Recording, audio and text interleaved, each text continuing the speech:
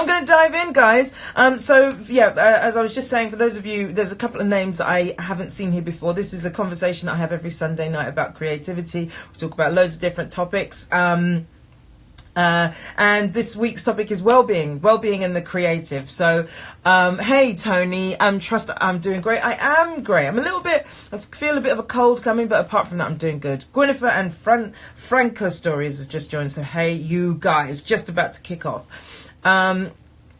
Amelia says, being productive at uni and loving life. Oh, that's awesome. Great. Good for you, girl. Weren't you making a film or something? Are you going to make a film? You had to make a short film for one of your courses? Rob, hey, what's up? All right, so, cool, Siobhan, stick around then. Siobhan says, great, need some creative motivation. And Pat has joined us as well. Okay, all right, so listen, here we go. So the reason I picked well-being is I think a lot of the time we go hell for leather, especially if you're in that fledgling part of in fact, all parts of your career. You can be really like making work a priority and forgetting that that there's other things that you need to be taken care of, i.e. your well-being, because you're never going to get anywhere, or getting somewhere is going to be much harder if your well-being is compromised in the pursuit of doing it. And I know that feeling because I've been there myself of like, but if I just finish this and if I just do this and I'll just skip this meal and I'll just like not not sleep this night, all those things. As a one-off, I don't see massively a problem with things like that, but accumulatively, I think we make our jobs much harder if we don't take care of our well-being. And I think it's something that creatives overlook because we are in a very volatile industry, and so we don't always take care of ourselves. And I think our creative lives get compromised sometimes when we're not taking care of ourselves, and our creative lives will be fed if we do. So that's why I wanted to talk about that today. Amelia says she got a first in her film project. Awesome. And you kind of wrapped it because this, as I recall, was some part of that filmmaking process was part of your project the last time we were doing projects. So double congrats, girl. And Mark and Sina O have joined, and William says you're not wrong. Well, thanks, William. And Wales Villa has joined. Hi. All right, so this isn't specifically about creativity, but it's more about giving yourself the infrastructure to support your creative life, right? So Tony says, looking like a Ferrari but operating on Ford Escort engine. Exactly. I mean, and it's not like it's not possible, and it's not like you can't achieve what you've got to achieve, but wouldn't it be easier if you looked like a Ferrari and ran like a Ferrari? Amelia says, yeah, that was right, thank you. Laugh emoji, crying, tears, laughter. Cool. All right, so the first thing, let's start with when we are working, right, in terms of our well-being as a creative. This is in no particular order, but it's kind of just like spitballing ideas before this sesh. Yo, guys, what's up? Good to see you here. You might be just passing through. This is my like Sunday night creativity chat thing. Big up to Guz Khan, Man Like Mobeen on BBC 3. Is it on BBC 3? BBC 2? Oh man. Anyways, I was reading an article and and you were in it, and I was just like lapping it up, and I loved everything you said about that. Your objective was to make content for working class people. I love that you've got such a clear vision of what you're up to. Anyways, Andy, hi. All right. So, in no particular order, right? Your workload. Let's start with that. First of all, I think sometimes we get this idea that we've got to do everything, and sometimes I think we compromise our well-being and our time off and stuff like that because we think we've got to do this entire workload that we've given ourselves. And a lot of the time it is things that we've said that we get put on ourselves to do. I'm talking about in your professional creative life, right? So if things feel out of balance, by the way, if everything feels like cool in your work life, you feel like you've got a good sort of work-life balance, as it were, and everything's in flow, then, if it ain't broke and all that. But I'm speaking to those times when you don't experience that, when things feel a little bit like something's getting compromised, and I'm not exactly sure what. So these are areas, these are places to look to see if you can bring in some balance where maybe there wasn't any, or where things were getting a little bit out of kilter. That's what I'm speaking to. So don't assume that, oh no, I have to change things. If it's not broken, then don't worry about it. Just stay for the shits and giggles, Steppy 32, hey. All right, so workload. So there will be ways that you can look at that and make it work more for you. So maybe you have to involve other people, maybe you have to delegate, maybe you have to prioritize. Siobhan says, I struggle with a full-time office job, comedy and downtime. And sometimes that means that something that is not as necessary as some other components might have to be set aside for a little while. Like, I had a friend who, he was doing so many different things and he was kind of getting a bit exhausted. And I think that can happen. I think there's such a thing as sort of mental exhaustion and physical exhaustion. And he was having a bit of both, where he was just pulled in so many different directions. As we talked about it, it just sounded like a couple of things just had to be set aside. So that he didn't, end up just getting frazzled. So Siobhan, I mean, obviously it's not my place to tell you how to balance a full-time job and comedy, which obviously makes your evenings, your days much longer than everybody else's because you're performing in the evening. But, maybe there is a balance of, like, instead of doing 8 gigs a week, you do 6, or every other week you do 6, or something like that. And also be really strict with yourself about setting time off. I mean, we've had this guy, I'm a big tub thumper about rest days and time off, because those rest days aren't luxuries. They're the space between the musical notes. They are literally as important as the work schedule, work life thing as well. And if you don't have those rest days, then you have not got a complete working plan, or a plan for your work. You've only got part of it because you've only worked on the bit where the work is.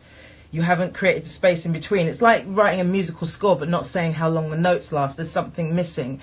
So you have to, that has to be part of your scheduling and planning. And when I look at my diary, how I plan my day now, I have to write break 12 till 12:30, break, 2 till 3:30. I'll give myself an hour and a half lunch break. Yeah, I do. But I plot all those points in so that when I am working, I'm coming to it rested, because you know what it's like when you start work exhausted. It's only going to go downhill from there. It's very, very rarely that you rally from that experience. So planning rest as part of your work day is vital. It's almost more important than, planning what the content of the day is going to be. I know that sounds like ridiculous, because it's like, well, I've still got to get work done. I think that's the most important thing. Well, actually, if you're all burnt out and frazzled and can't concentrate and all that sort of shit, then, you know what I mean? So, hey, Jeff Puckfield, and hey, Equity, whoever's running the Equity Insta account, hi there, and Killer Clown, and Siobhan says, thanks, Andy, cool, no worries. And Donald says, I recently did 2 gigs back to back, one day after another for the first time. The gigs were really far apart geographically, and both were far away from my hometown. Yeah, and that's the difficulty with comedy. You guys, Siobhan and Donald, you're both in comedy, so that means working evenings, and it means a lot of traveling, and there's no two ways around it. So you have to, find a balance that works for you. But I think don't let the industry dictate to you completely how your working life should be, because some people could take on the mindset, well, you got to go where the gigs are. That's just the way it is. Well, no, you don't. You could say, for example, if you lived in London, you could say, I'm only going to do gigs that I can get home from by train the same day. that's a legitimate thing to do. Now, it will obviously limit you a little bit, but it depends what's most important to you. If it's taking a toll, I'm not, even though I'm talking about comedy, I'm talking to everybody. So don't feel like, she's just, this refers to everybody. So Phil, no Belfast gigs, and also just to let you guys know, if there's comments that are off topic, I'll probably just brush over them just to keep my train of thought. But Phil, sorry, thanks for asking, but there aren't any Belfast gigs coming up. So Donald says, eventually I got home, I had a social engagement, was shattered when I got home. Yeah, exactly, and it takes its toll. But sometimes, see, the thing is, when you're freelance, there's not a nice, easy sort of rhythm to everything, because there's a sort of there's a rhythm to when somebody has a 9 to 5, a rhythm and routine to a 9 to 5 existence. When you're freelance, or you're bringing in a little bit of freelance stuff into your life, it sort of adds this. It's almost like is it concertina? That thing, like an accordion, is in and it's out, and like sometimes it'll be mad busy, and sometimes it'll be like really quiet, and it's a dance to navigate that. So I guess, your life better than I do. Maybe the key is just to know that if you do have that thing, then the next day is going to be a rest day.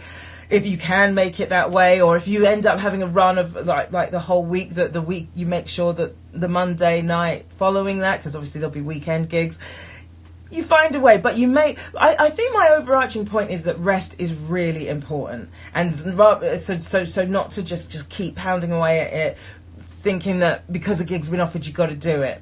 Sometimes that is the case, but a lot of times you think it is, but it actually isn't, and there's more important things. Also have the 9 to 5 issue that Siobhan has. Yes, that is tough, and that's tough for all creatives anyways, is that there is always going to be this thing of balancing a full-time job, just as you're transitioning, unless you're lucky enough somehow for your creative life professional creative life to take off straight away. That is a really difficult part of the journey, is like, how do you reconcile this 9 to 5 existence with trying to fit your creativity in around that? And I think it's actually maybe even more important, the planning and the scheduling and the rest days and all the rest of it, because you've got two responsibilities in a way, because you've got the responsibility to your employer, but then you've got your responsibility to this calling or purpose or goal that you have in terms of your own creative development. So it ain't easy. No, it's not easy. Before I started acting, I was at a drama school, sort of part-time, and the classes were like, I think, twice a week, and then I was going in doing an extra class on a Saturday.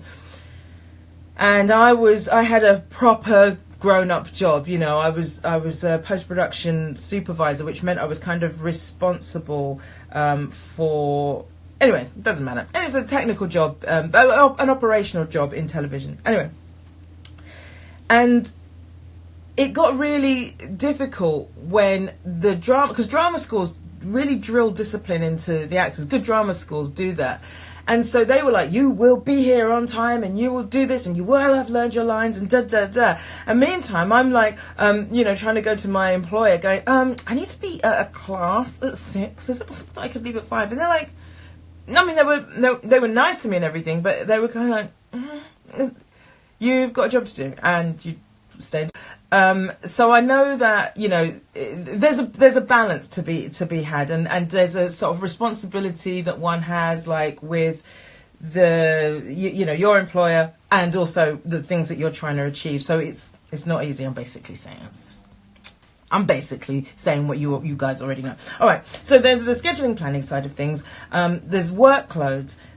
Sometimes you might have to review just how much you've actually just taken on. Maybe you have too much. You literally do have too much on your plate, and you've got to find a way to set some things aside, prioritize them for a later date, something like that. Yes. Then there's also, I think, your workspace as well. If you're, obviously it depends, like some people's work involves them going to a place of work, or working for somebody else. Say, for example, if you're an actor, you're probably going to auditions, you're going to a theatre to do the job, or to a television set. But if you work from home, or you have your own workspace, say you're an artist or something like that, then it really does make a huge difference to make sure that workspace works for you. So, even just try out moving things around and making it as ergonomically sound and as ergonomically sort of beneficial to you as you can, because that can make a huge difference. Like for me, in my apartment, hey Troy and Gentile. I can't. You told me your name and I can't remember how to pronounce it. But yeah, hey. So I look out onto the opposite houses, and it's quite high up, and see trees and stuff like that. And there's big windows. I've got a lot of windows in my living room, and so that helps me. That sort of makes me feel like I'm looking out into the world. And for a writer, that's really great to just be able to look out into the world, because that's what you're trying to create in your work. So if you have a working environment that you're regularly working in, do what you can to make it as conducive to you as possible, because it makes a huge difference. You notice in these sort of tech firms or whatever, that they have like really cool little workspaces and bean bags and all the sort of cliched things that you associate. But it makes a difference, because it makes people feel like they're not in a rabbit hutch, or that it can provoke inspiration. And that's what you want, isn't it? We've talked about inspiration a lot. You wanna sort of till the ground and make it as fertile as possible for inspiration to come find you. Well, if your work environment makes you feel inspired, inspiration will show up and give you a sense of well-being. Have plants there, have good lighting so that you're not in some dingy corner, and you do you know what I mean? You feel like, you know what I'm saying? Just beautify your workspace in whatever way you can, or better yet, if you can do this, have your own separate workspace away from, your living space. If you can, if you can afford to do this, rent somewhere, and that be a place of work that you go to, so that there is complete separation from home and for home and work. Because then, we talked about changing modes like previous times. That will give you the opportunity very easily to change modes.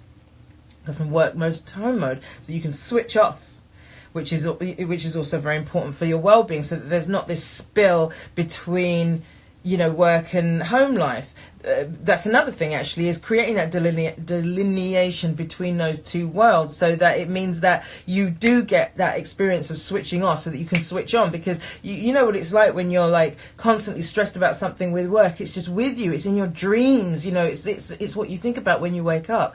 You can manage that situation by creating a divide, so that you can go work mode, home mode.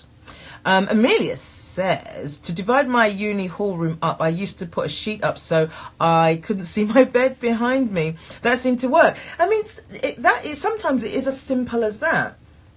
Even giving your mind the sort of symbolic experience of separation. A sheet, that the bed's on the other side, but the fact that you can't see it just gives yourself a little bit of separation. So I really would encourage you guys to think about work environment and take that as seriously as, it's a tool. Consider it to be a tool of your work, is that you create a working environment that really supports you. Yeah. Okay, that's what I'm getting at. Okay, so and also I think if you can, is to give yourself a variety of work, create variety within your work, so that you're not doing the same type of work every day. Now, obviously, I'm talking about your creative work, and if you have a day job, that's dictated by somebody else. But just to give yourself variety, so if you write, you do different types of writing, or different parts of the writing process. For example, so one day you could, like, say for example with me, I'm writing my book. Like, I could spend some time just writing, bashing down chapters. I could spend another time editing. I could spend another time mapping out the future chapters. I could go back and do finessing and stuff like that. So there's within a project, there's lots of different tasks that can be done, and that variety will keep it really feeling alive. Because the thing is when things get the same, we tend to go to sleep a little bit, and also, sort of going on autopilot. And you know what it's like? You know when you stare at something, without blinking? I used to do this as a kid all the time for some reason, I don't know why. And then it seemed to disappear.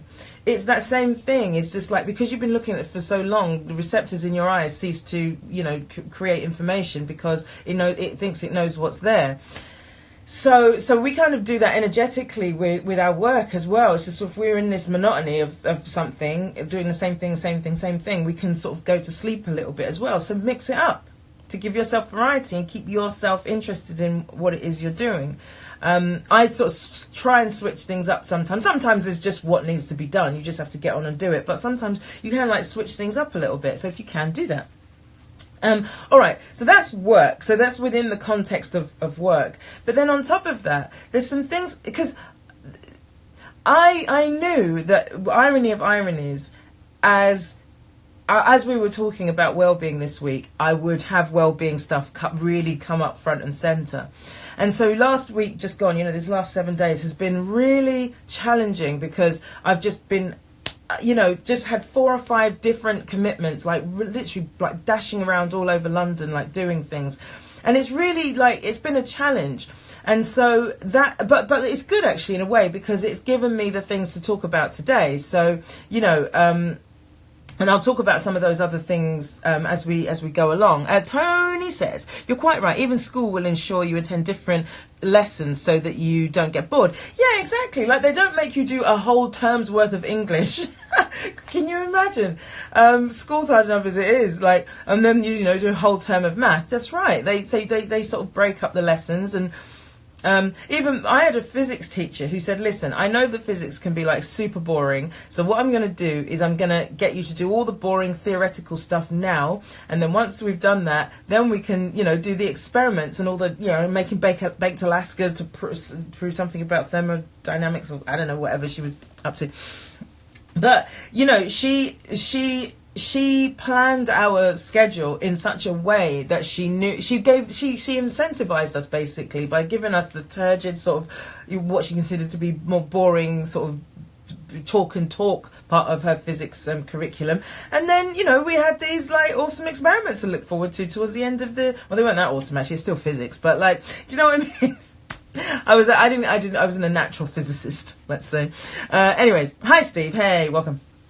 All right, so switch it up for yourself is essentially the bottom line there, as much as you can within obviously the parameters that you're working. All right, so then, as I say, I was very conscious of well-being this week, because I knew that was a conversation that I was going to be having with you guys today, and something that came up yesterday. So on Friday, originally I had one thing in the diary, and then another thing came in, and another, and another, and another. And in the end, I basically lost the whole day of writing because of these other commitments that came up. And they were good, they were things that I wanted to do, but there was this thing in my mind of I've only actually written 2 days this week. So that means normally I try and only do half a day's writing on Saturday so that I can sort of enjoy the rest of the day. But I thought to myself, you just lost a whole day. So now you're going to have to make it up all of Saturday. But then I was also going to see a friend that evening, and once we get nattering, it's game over. So I knew it was going to be a long night. So my mum said to me, "Oh, I'm going to go and visit your brother and his wife and their newborn son." And she said, "Would you like to come?" And I just automatically said no, because I was thinking about I have to claw back this writing time that I've lost.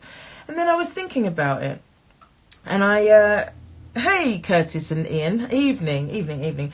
And then, so I was thinking about it, and I was thinking, when all's said and done, what are you going to remember on your deathbed? That time that your nephew just cuddled up onto your chest and you just held him, or that extra day's writing that you did? And as much as we've all got deadlines to fulfill on, and we've all got things that we want to achieve, even if they're self-imposed deadlines, sometimes you have to make a call and say, actually, what's best for me is just to have a bit of R&R, a bit of rest and relaxation, a bit of recreation, a bit of seeing friends and family, a bit of just doing what you fancy, because a bit of doing nothing just because. And that can recalibrate you and make you more invigorated for the working week ahead of you than trying to barrel through, trying to get through, and put more hours in. Because sometimes the more hours in is not necessarily more productive. Sometimes you can do 10 hours and be super productive, but if you do 15, actually you get less done because you're tired, or your mind isn't able to concentrate. So yeah, exactly, Donald. Is we all must remember what's important, and I was so glad that I went over and did that. I don't feel compromised that I didn't do the I didn't do the writing. I just feel like, you know what, that's the way it goes. I'm behind today, and who knows, I might claw that time back anyways. So I can't say for definite that it was like that it is going to even compromise the writing. Do you know what I mean? So Olkvist Jock, hello, and Steve says, oh man, so much stress trying to log in. Oh, sorry, hun, sorry to hear that. And F Monty, hello. I can't remember your name, but F Monty 12, hi.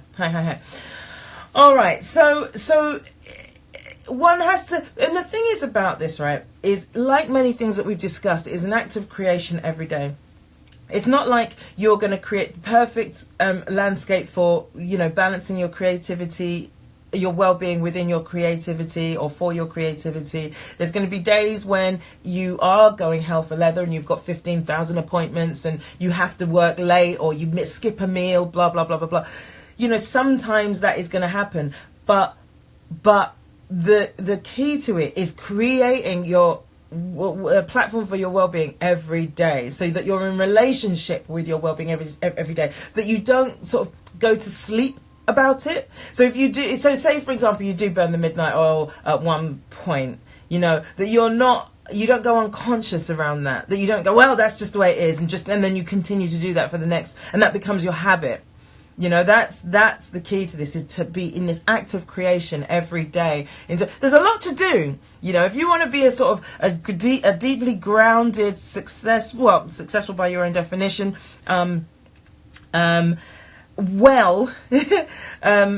creative, there's a lot to consider. But really, it just comes down to being present. Because you could make a list of must remember to be grateful, must remember to, take care of my well-being, must remember to invite inspiration, or you could just be present. That's the bottom line, really, is just be present every day in every situation as much as you can. And, all those things will take care of themselves. Be truly present. But anyways, so I've talked about rest a little bit, just to make that part of your plan. It's so vital, and I cannot stress that enough. So she said, having not rested, but so last night I went out, got home very late. In fact, early in the morning, actually. Me and my girlfriend were like just chatting all night. So, and I haven't had a lot of sleep. And we had some wine, and so tonight, and so this thing of like listening and what's needed. So I could feel a little bit of a cold coming. So I started to get some get some remedies together for myself. Start thinking, all right, what ways can I take care of my well-being now that I've because alcohol tends to have that effect on me. It's sort of my experience of it makes me feel a little bit ungrounded. I used to go out and party and drink and stuff like quite a lot, but nowadays, because I don't do it very often, when I do, it makes me feel a bit like, a bit weird the next day.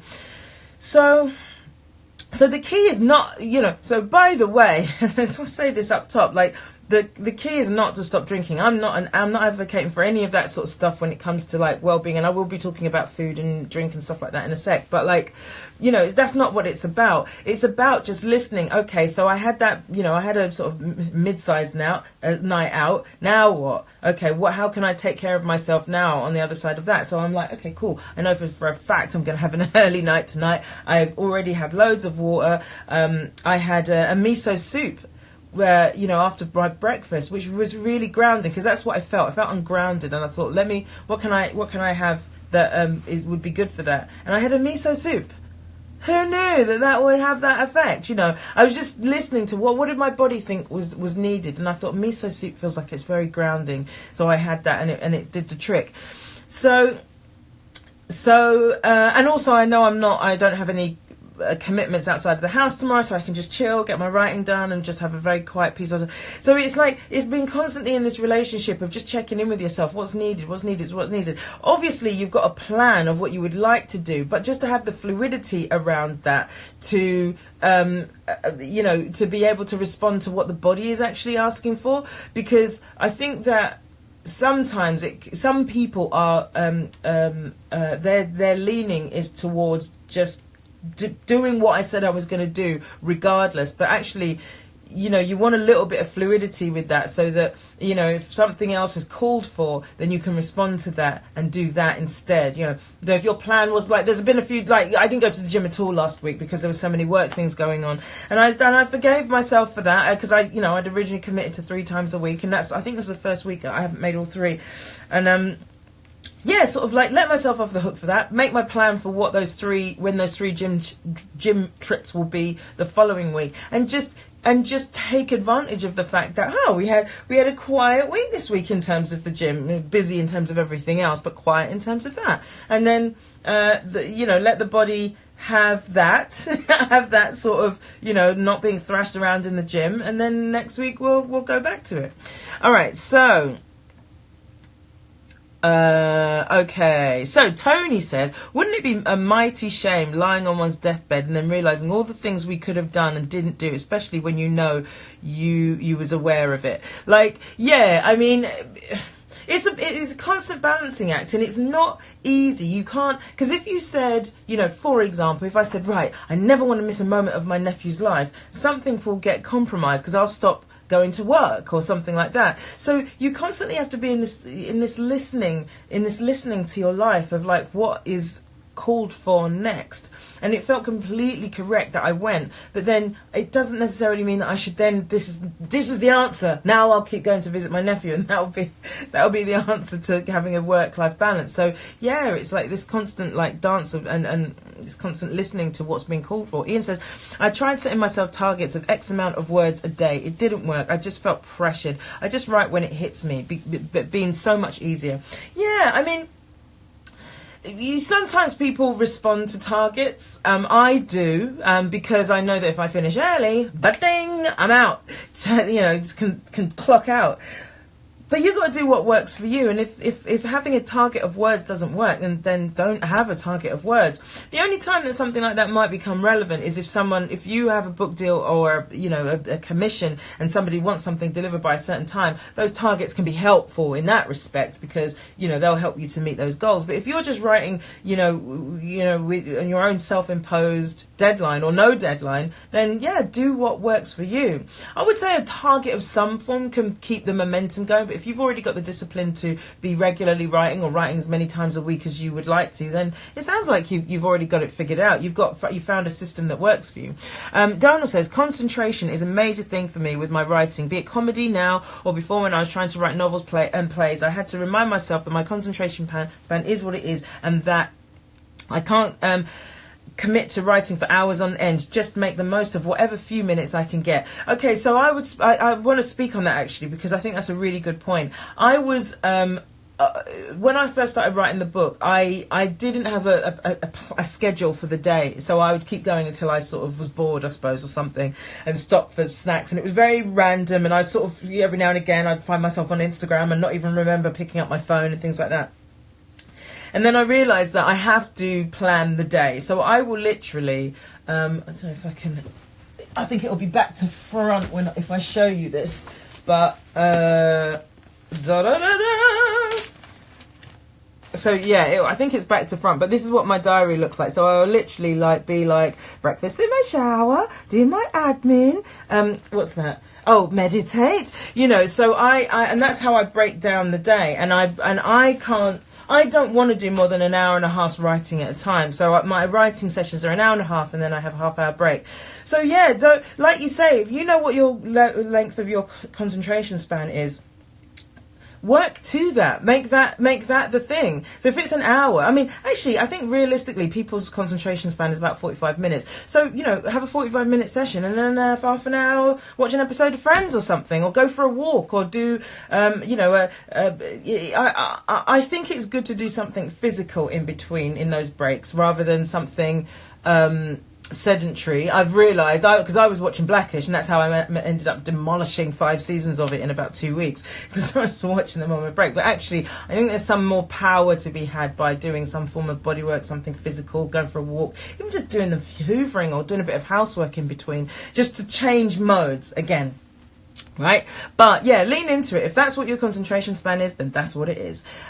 Steve says to Tony, I say that to my wife. I'm not going to be lying on my deathbed thinking, I wish I'd clean the shower more often. Yeah, okay. So Snomistra. Hello, and Ian's laughing. Good. All right. So, and then helpfully, Donald, the conversation now moves to exercise, which is another thing to incorporate if you can to assist your well-being. I'm not talking here about you guys all should be running marathons. It's just as moving the body. And I distinguish exercise from body work because exercise, I think, is more like gym-based or sports or something like that. If you take on a team sport or, tennis or going to the gym, that's exercise, I think. Body work is things like yoga, Pilates, even body work can be, some sort of something that's about reconnecting with the body. That's what I consider to be body work. So yoga isn't about, the true version of it isn't about, trying to look a particular way or goal orientated.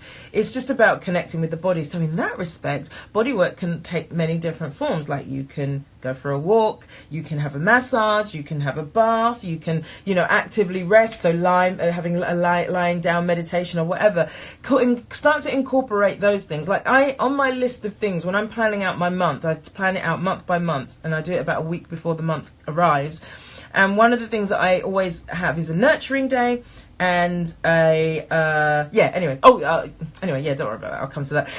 I always have a nurturing day, and that means either going for a massage or a facial or a pedicure or something like that. So it's always in the diary, at least once a month. And you say, you might say, I haven't got time for that sort of thing.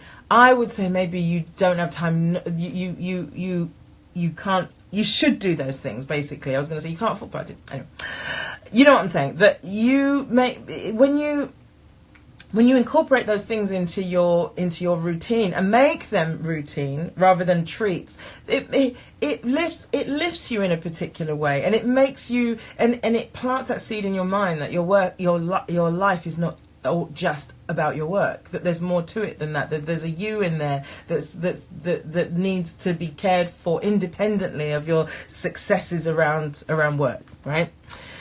So Siobhan says, I found that since changing my diet and football team, I'm a lot more chilled and feel so much better in myself. Diet is everything. Kylie's joined. Hey, Kylie. Amber's been bounced off, but you're back, so cool. Siobhan says, I like going for a daily walk and trying to spot something that I can incorporate into my comedy routine. I mean, that's brilliant. Exactly that.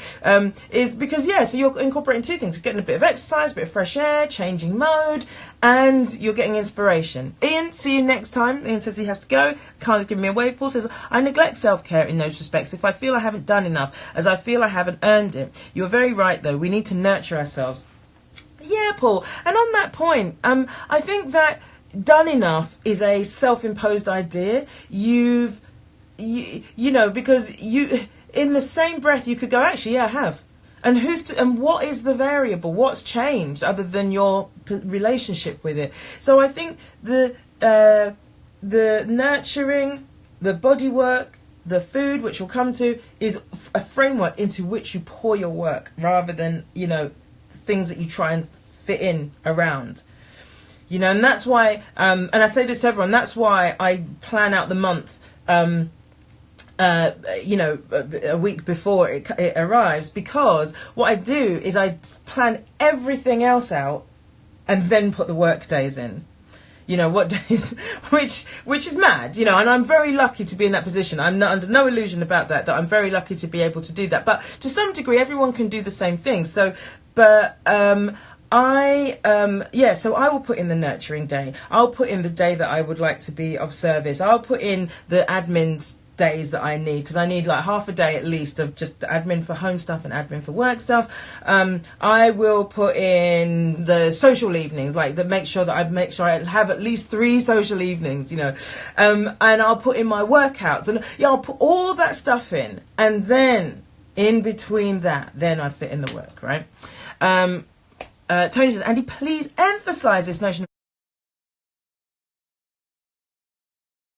exercising. You cannot eat bad, drink heavy, and smoke and expect the body to respond 100%. It's like constantly pouring diesel into a petrol engine. Yes, I mean, I'm coming at this exercise. You're absolutely right, everything you're saying. I'm coming at this exercise thing just from a well-being perspective. I'm not talking about even just emotional well-being. I'm not talking about even about how you look or anything like that, or any particular goal in that domain of just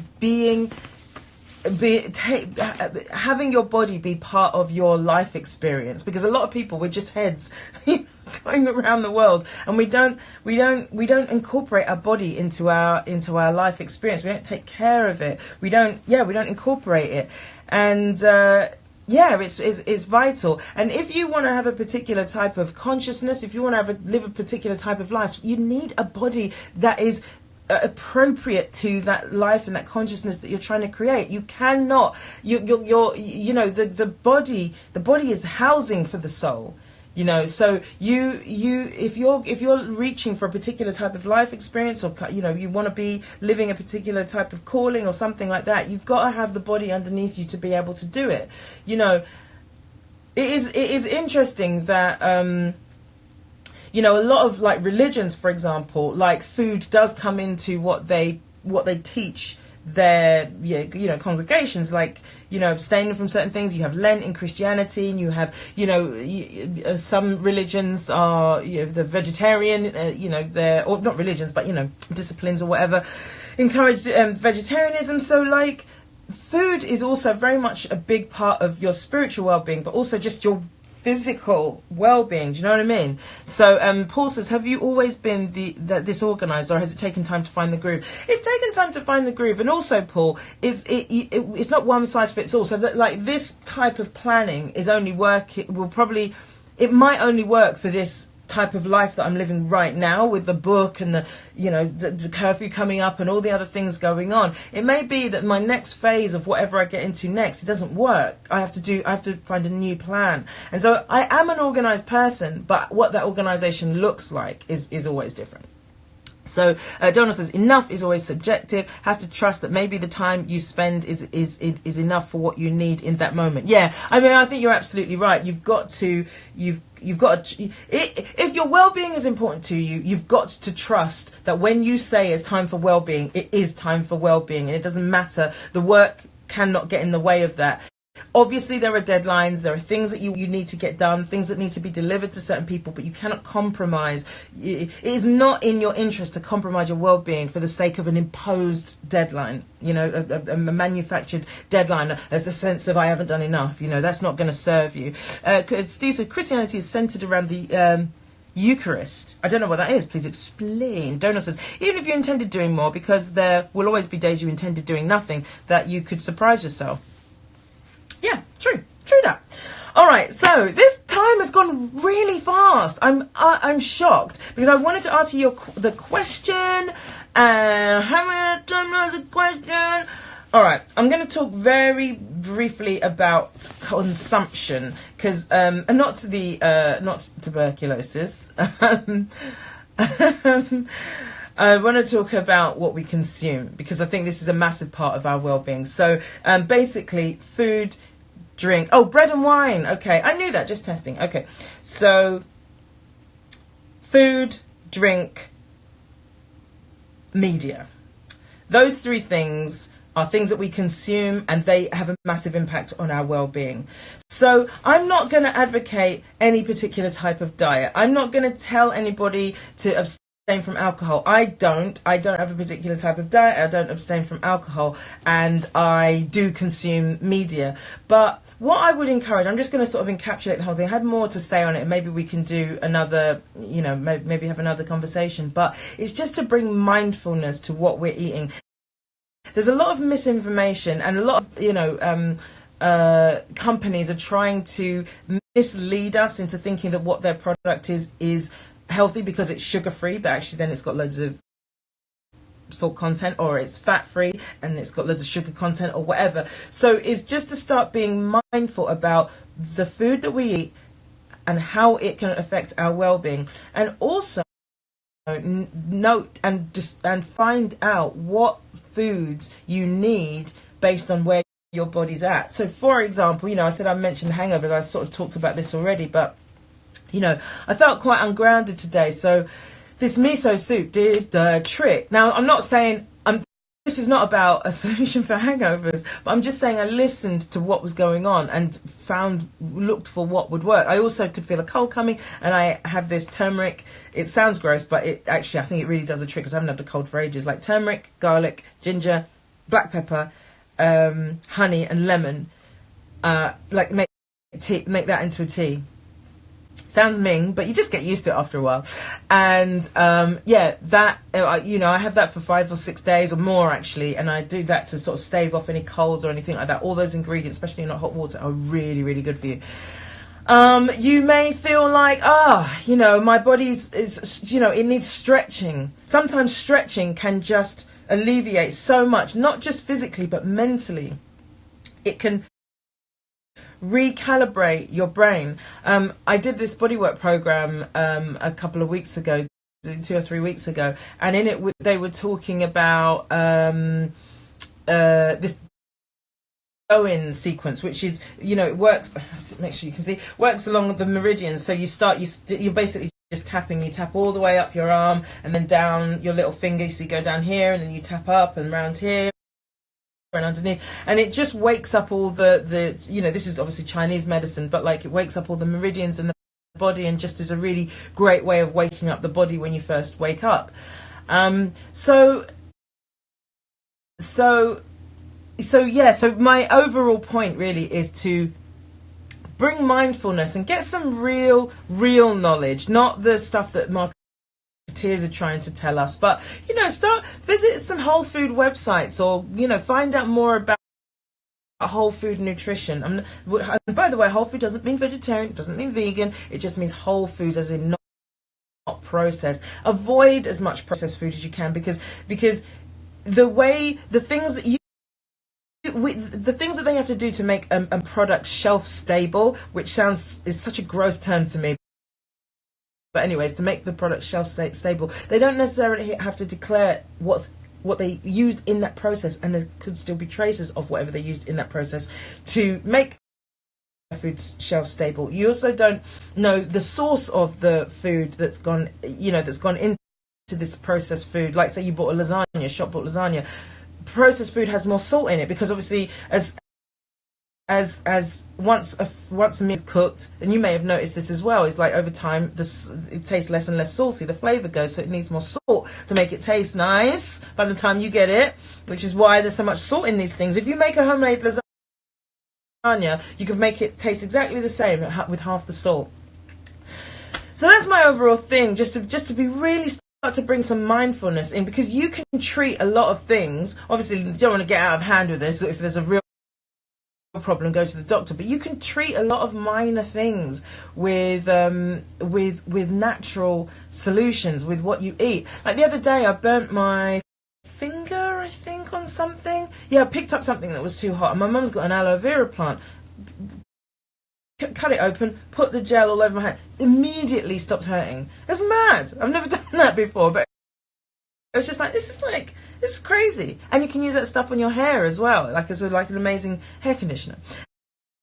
Anyway, sorry, I could speak about this like all day, like just as one topic. So anyway, so Steve says something to consider: fasting, learning to restrain our physical wants and redirect that energy elsewhere. I mean, on a spiritual level and on a biological level, there's a lot of positive stuff been said about fasting, and that's something that someone could try on for size if they wanted to bring that into their life. Amber says she loves miso soup, and Steppy32 says I use that tea too. Also add apple cider vinegar. Yeah, I hear apple cider vinegar is also good to consume as well. I just use turmeric powder. I don't even buy the tea. We just make it with the powder and just chop all this bits and pieces up and just chuck it in a cup and then eat the ginger as well, which is just like, blah. But yeah, it just feels like it's doing you good as you're eating it. Madman 521 has joined, and Siobhan says, just cook everything from scratch. If you want pasta, make it yourself. At least you know what's going in your body. I mean, that's the goal. I really ultimately, let's not put any punches here, right? So if you can, you want to be making things from scratch. And people say, I haven't got time. It's the same as with the rest days. You might want to consider bumping making home cooked food up your priority level just a touch. Not like you're doing it every night or whatever, and you're up till like 9 o'clock at night trying to cook a meal or whatever. And by the way, you can cook like really lovely whole food meals in 20 minutes. I do it all the time because I don't like being in the kitchen for hours and hours and hours. So yeah, you might want to consider just bumping that stuff up your priority list just a touch, because it will feed everything else. It will feed your creativity. Yeah, God, and if you can be bothered to make pasta, like, have at it. Paul says, a friend of mine had kidney issues and his wounds wouldn't heal. He used Manuka honey on cuts, etc., and it did the trick. Wow. And then if he has kidney issues, obviously, as well as going to see the doctor, he could see what foods could support the kidneys, because there's certain foods, according to Chinese medicine, that are really great for supporting the kidneys. Like aduki beans, they're supposed to be amazing for the kidney. But anyways, I mean, that's his call. I'm not prescribing anything. I'm not his doctor, and also I'm not saying don't use Western medicine. So Tony says, I agree, Steve. And Sophie's here. Hey, Sophie. Tony says, stay away from red meat. True that. And processed meat as well, and pork, because it's got loads of nitrites in it, and it calcifies in the stomach and things like that.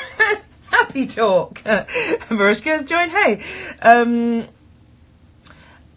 Steve says, agreed. Whole food cooking is easy and nutritious. It is. And I think people have got this idea that, cooking lentils and chickpeas, it's going to be gross. And actually, some of my favourite meals are just vegetables and lentils and pulses and stuff like that. And, there's some nice, like, meat substitutes if you really need to go down that road as well.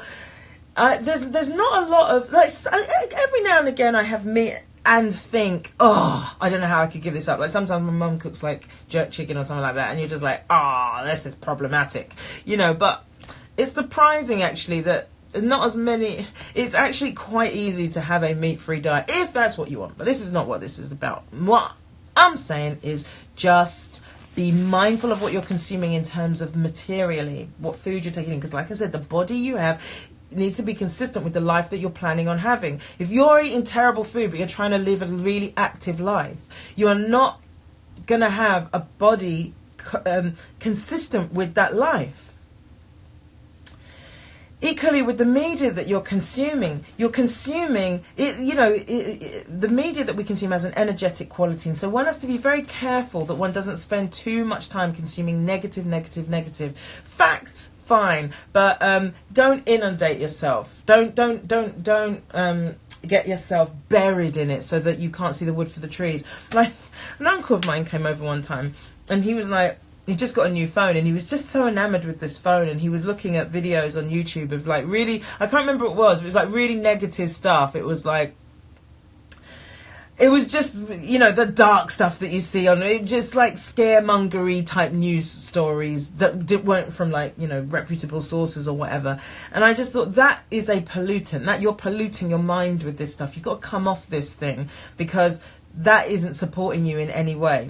And so, yeah, just to be mindful of that, what you consume. Even like some of my friends, this is obviously isn't going to affect everybody, but some of the people I'm Facebook friends with, tend to post a lot of stories about negative things that have happened to black people. And I'm just like, that, I get that we want to stay woke and, make sure that we know what's going on. That is very, very important for our community. But there's got to be a balance between, becoming engorged with negative stories about our community. Like, I on Instagram, I like to follow the more positive black accounts. Just talking in that context, like, because it's not like I don't want to know about the stuff that's that's happening. I want to be across, all these things and know, but I also want to remind myself of how positive our community can be and the great things that are happening. So, you want to make sure that you find a balance between all of that stuff so that you're not inundated with that type of material, because it will permeate your being and it will come through your creativity and your life, how you see the world, right? So, and then finally, right. Oh, Paul said, whoa, hang on. Okay. Oh, hang on. Oh, there's loads. Wait. So William says, I do big cooking sessions that then freeze lots. Oh, that's perfect. Freeze lots of portions for later. Yeah, perfect. And Amber says, I have gone away from red meat considerably, but I still need the occasional steak because I love steak. And also, steak has got, if you're going to buy meat, just buy really great meat as well. Don't be buying that cheap stuff, because it's like, why is it so cheap? Don't you ever wonder that? Don't you ever want to know, why is meat so friggin' cheap? It should be the most expensive thing we buy, but how come I can buy a whole chicken for £3? That doesn't make any sense. Where did it come from, right? Okay, so Amber loves steak, but I do vegetarian meals a couple of times a week. That's it. I mean, Jazz and Jamie Olive have vegan Monday or vegan January or something like that. So try that. One vegetarian or vegan meal a week isn't gonna sort of. You're not denying yourself by just indulging in that once a week. Jerk chicken, food of the gods, says Steve. And as Steve says, I bet your mum's jerk chicken is equivalent to the second coming of Christ. It is pretty amazing. Paul says, I've stopped drinking coffee. It dried out my vocals. I also avoid shows with lots of shows. Okay. I also avoid shows with lots of shouting. I find too much of that energy saps me. Yeah, good call. I might recommend matcha tea to you. I find that's a really nice, mellow sort of pick me up that may be a nice replacement for coffee if it's something that might be up your street. Kajmiko and DJ Lincoln 666 have joined. Amber says no cheap meats. Kajmiko says price and quality goes hand in hand. I hope so. And William says, I know the farmer who grows my lamb. That's nice, isn't it? It's all right for some. Right, I'm going to get the countdown. So, and I'm going to finish on time. So my final thought is this. Don't deny treats as well, because some days, as you know, I said at the beginning, sometimes it's going to go a bit out of balance and you're going to end up having to do, burn the midnight oil, or, not get as much sleep as you would like, or work extra hours. Also, at the other end, sometimes you're just going to have to give yourself a treat because you've been awesome. So don't think that treats are contrary to well-being. Treats are part of well-being. I had a cookie after dinner and having a lovely cup of tea with my cookie, and going out for drinks with friends and things like that. As much as you want to be eating healthily, getting fed by your interpersonal relationships is also amazing for the soul, right? So finally, my final thought is always be in this process of listening. So it's not about having a rigorous plan in terms of your well-being, but just always be listening to your body. What does it need next? Does it genuinely need rest? Is it tired, or is it just tired of what I'm currently doing? Does it just need a break from that, or does it need a break from everything? Do I need fresh air? When was the last time I had daylight? When was the last time I, was by the sea? Maybe that's what I'm missing. So just be in this constant listening for yourself and be present. And if you do that, then your well-being will be assured.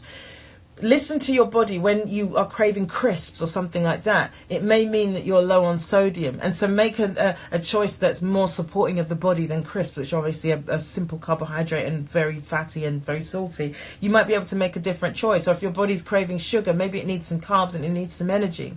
So there's ways of listening to the body that, and providing for it in a more wholesome, whole food, grounded, nourishing way.